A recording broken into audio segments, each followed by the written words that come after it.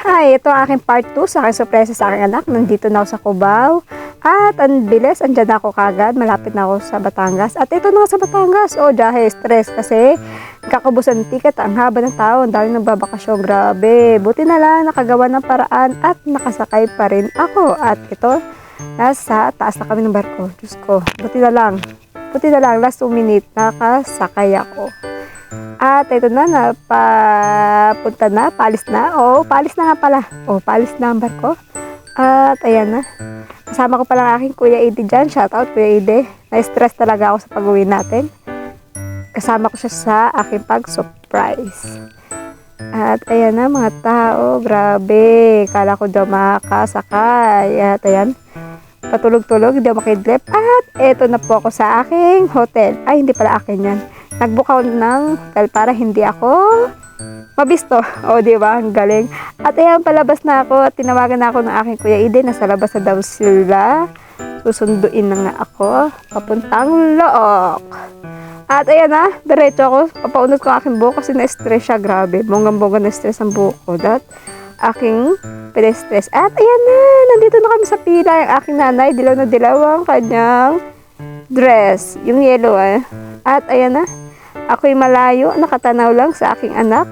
Nararamdam ko ang kulungkot. At ayan, nakatanggap na siya ng diploma. Ang aking kapatid na nagbibideo dyan. Kasi ako nagtatago pa rin ako sa likod. Inaantay ko ang aking oras.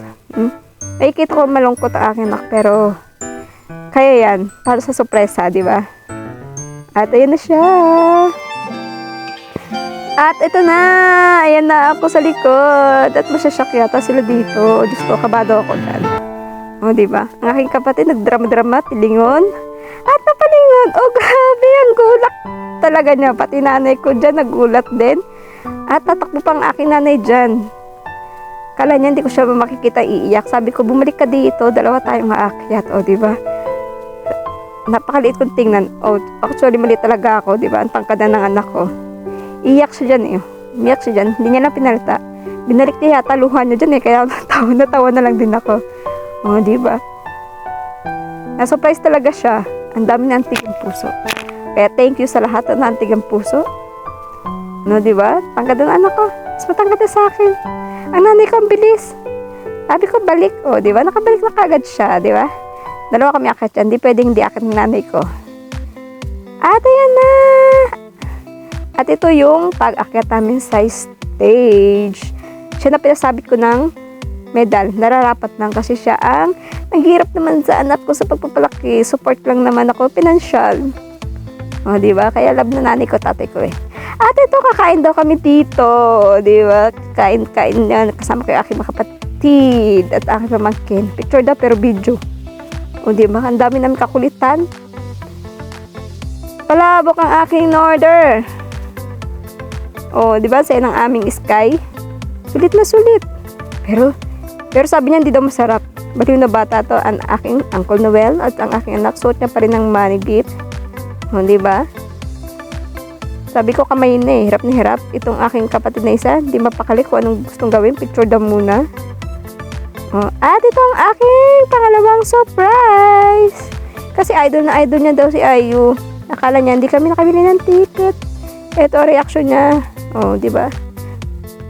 Kinukulit siya ng kanyang pinsan. Ang tagal basahin, oh. Oh, di ba? Kulit-gulat daw siya, oh. Sabi sa nanay ko, nanay, ito na yung crush ko makikita na in person. Oh, nanood sila ng concert sa Philippine Arena. Di makapaniwala ang mukong, oh, di ba? Ayu yan, tol. Ayu. Diyos ko. Iba na ang kabataan ngayon. Puro K-pop na lang nalalaman. At ito na sa bahay. Sabi niya, basabit niya kay tatay ang kanyang medal. Ang tatay ko kasi masyadong uwi yan. O, diba? At ito na ang akin nangyari sa akin pag biyahe. O, diba? Picture muna. Picture lang muna. Ay, nauna pala yan. Aking kapatid si Angel at ang aking pamangkin.